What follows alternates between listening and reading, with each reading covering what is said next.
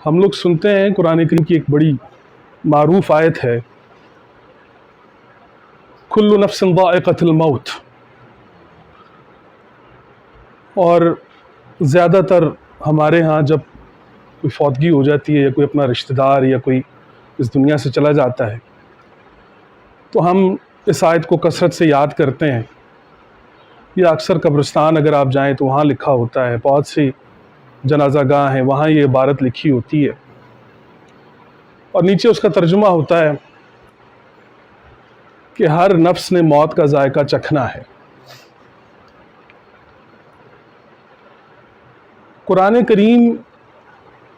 دنیا کی پہلی کتاب ہے کہ جس میں ایک معنی کے لیے دو ورڈز، دو الفاظ نہیں ہیں، ایک میننگ کے لیے اس میں دو الفاظ نہیں ہیں، یہاں تک کہ وہ اگر زیر زبر کا فرق کرتی ہے، وہ کتاب اگر پیش آتی ہے یا تنوین آتی ہے، یا اگر ریپیٹیشن کے اندر بھی کوئی آیت دوبارہ اگر فَبِأَيِّ آلَاءِ رَبِّكُمَا تُكَذِّبَانِ 31 دفعہ سورہ الرحمن میں وہ آئی ہے، تو اگر وہ اس کو ریپیٹ کر رہا ہے تو اس کے اندر کوئی ریزن ہے، اس کے اندر کوئی وجہ ہے، یہ اعجاز ہے قرآن کا۔ تو قرآن کریم میں دو الفاظ ہیں، ایک ہے لذہ اور ایک لفظ ہے ذائقہ۔ اردو میں ہم اسے کہیں گے لذت اور ذائقہ۔ یہ بڑی اہم ترین چیز ہے کہ عربی زبان میں لذت اور ذائقے میں کیا فرق ہوتا ہے۔ قرآن کریم ان دونوں چیزوں کے اندر فرق کر گیا ہے اور وہ بتاتا ہے کہ لذت اور ذائقے میں کیا فرق ہوتا ہے۔ انگور ہے، فطرت نے اسے پالا ہے، اب فطرت ہی اس کو انجیکٹ کر رہی ہے، اس کے اندر جو گلوکوز ہے، جو مٹھاس ہے، وہ فطرت متعین کرتی ہے، اس میں انسان کا کوئی عمل یا اس کی کوئی دخل اندازی نہیں ہوتی، تو وہ فطرت نے ایک پیمانہ رکھا ہے اس انگور کے اندر، وہ اس پیمانے سے نہ بڑھتی ہے نہ گھٹتی ہے، تو جب آپ وہ انگور کھاتے ہیں تو وہ لذیذ ہوتا ہے، اس کی لذت ہوتی ہے، لیکن اسی انگور کے اندر انسانی عمل کی جب مداخلت ہوتی ہے اور انسان اس انگور کو بڑی خاص جگہ پر کچھ چیزیں ملا کر اسے زمین میں دبا دے یا کسی جگہ پہ رکھے تو پھر وہ انگور شراب بن جاتی ہے۔ انگور کی لذت ہوتی ہے اور شراب کا ذائقہ ہوتا ہے۔ ذائقہ وہ عمل ہوتا ہے کہ جس میں انسان کا عمل داخل ہو جاتا ہے،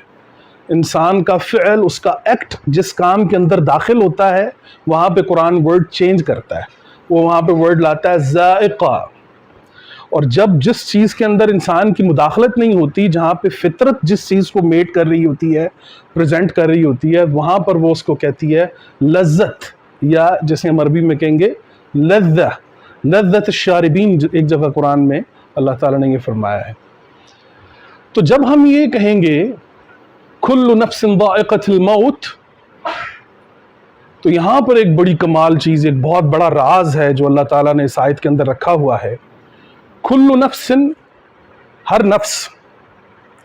اب نفوس کے اندر جب یہ بات آئے گی تو یہ مذاہب سے بھی باہر نکل جائے گی، یہ ہندو، مسلم، سکھ، عیسائی کوئی بھی ہو، پوری انسانیت جب نفس کی بات آ رہی ہے تو نفوس سب کے ہیں۔ قرآن کریم میں 3 نفوس کا ذکر ہے، نفس الامارہ، نفس اللوامہ، نفس المطمئنہ، تو اس میں یہ سارے لوگ آ جاتے ہیں جو ہندو، مسلم، سکھ، عیسائی۔ تو کل نفس ذائقۃ الموت کو جب آپ دیکھیں گے تو قرآن آپ کو یہ بتا رہا ہے کہ دراصل ہر پرسنالٹی کی موت کا ذائقہ دوسری پرسنالٹی کی موت سے مختلف ہے، الگ ہے۔ میرے مرنے کا جو ذائقہ ہے یا جو میری پرسنالٹی ہے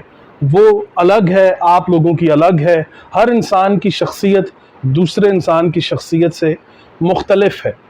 اسی ذائقے کا جو ماشاءاللہ استاد حضرات بیٹھے ہوئے ہیں،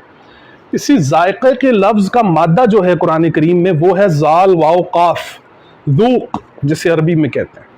تو ذوق آپ جب اردو میں آئیں گے تو آپ کو پتہ چلے گا، جب ہم یہ کہتے ہیں کہ فلانے کو بڑی اس چیز کا ذوق ہے، فلاں کو بڑا ذوق ہے، بڑا شوق ہے، تو اس کا مطلب یہ ہے کہ آپ کا ذوق جو ہے وہ آپ کا ذائقہ متعین کرتا ہے۔ تو اللہ تعالیٰ نے جب قرآن کے اندر یہ کہا کہ کل نفس ذائقۃ الموت، تو دراصل آپ کے موت کا پیمانہ جو ہے وہ آپ کے ذائقے متعین کریں گے کہ آپ نے کن چیزوں کو اپنایا اپنی اس دنیا میں، اپنے افعال میں، اپنے اعمال میں، اپنی باتوں میں،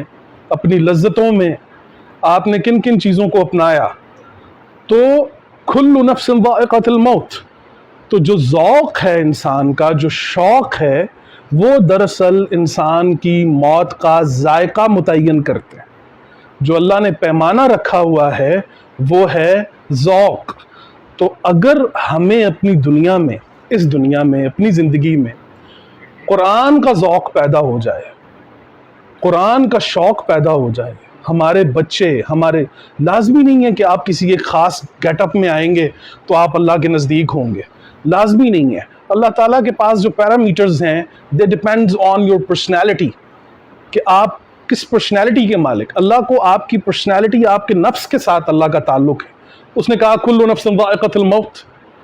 اگر اس کا کسی خاص طبقے یا کسی خاص جگہ پر کسی خاص لوگوں کے لیے کوئی بات ہوتی تو وہاں پر کوئی خاص بات ہوتی، خاص ورڈ ہوتا۔ دوسری اہم ترین بات جو میں آپ سے کرنے جا رہا ہوں، قرآن کریم میں 2 الفاظ ہیں، ایک ہے والد اور ایک لفظ ہے اب۔ والد اور اب میں کیا فرق ہوتا ہے یہ بھی جان لیجئے۔ ما هو الفرق بین الوالد والاب، کیا فرق ہوتا ہے اب اور والد کے درمیان؟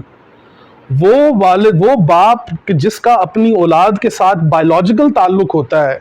صرف وہ اس کے جسم سے پیدا ہوا وہ ہوتا ہے، وہاں پہ قرآن ورڈ لاتا ہے والد،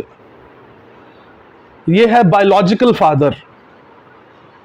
اور جہاں پہ ورڈ وہ چینج کرتا ہے اب، یا جسے ہم ابو کہتے ہیں اردو میں،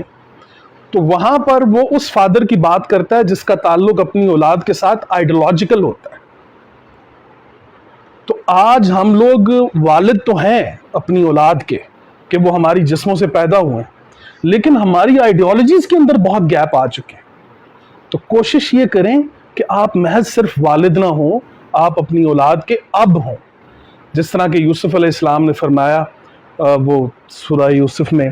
اعوذ باللہ من الشیطان الرجیم، بسم اللہ الرحمن الرحیم، اذ قال یوسف لأبیہ یا ابتی، یوسف نے کہا اپنے اب سے کہ اے میرے اب، اور زیادہ قریب لے آئے حضرت یوسف حضرت یعقوب کو۔ تو وہاں پہ قرآن نے ایک بڑا کمال انداز بتایا کہ ان دونوں کے درمیان یہ نہیں ہے کہ یہ صرف والد ہیں، یہ اب ہیں، ان دونوں باپ بیٹوں کے درمیان ایک آئیڈیولوجیکل ریلیشن ہے جس کو قرآن پیش کر گیا ہے۔ اسی طریقے سے حضرت ابراہیم اور حضرت اسماعیل کی ریلیشن کو بھی قرآن جب پیش کرتا ہے تو انہوں نے آگے سے کیا جواب دیا، یا ابتی افعل ما تؤمر، تو وہاں پہ بھی انہوں نے اب کا ورڈ استعمال کیا کہ حضرت اسماعیل اور حضرت ابراہیم علیہ السلام کے درمیان جو ریلیشن تھا وہ آئیڈیولوجیکل ریلیشن تھا۔ تو اللہ تعالیٰ آپ سب کے دل پر تسکین القرآن نازل فرمائے، اور اللہ تعالیٰ ہم سب کو قرآن پڑھنے اور سمجھنے کی توفیق عطا فرمائے۔ اس کتاب سے محبت کریں۔ آپ یقین کریں کہ اس فتنوں کے دور میں، اس فساد کے دور میں، اگر آپ کی جھولی میں یہ کتاب نہیں ہے تو آپ کی جھولی میں صرف فتنے اور فساد باقی رہ جائیں گے۔ اللہ تعالیٰ آپ کی اولادوں پر، آپ پر اپنی رحمتیں اور برکتیں نازل فرمائے۔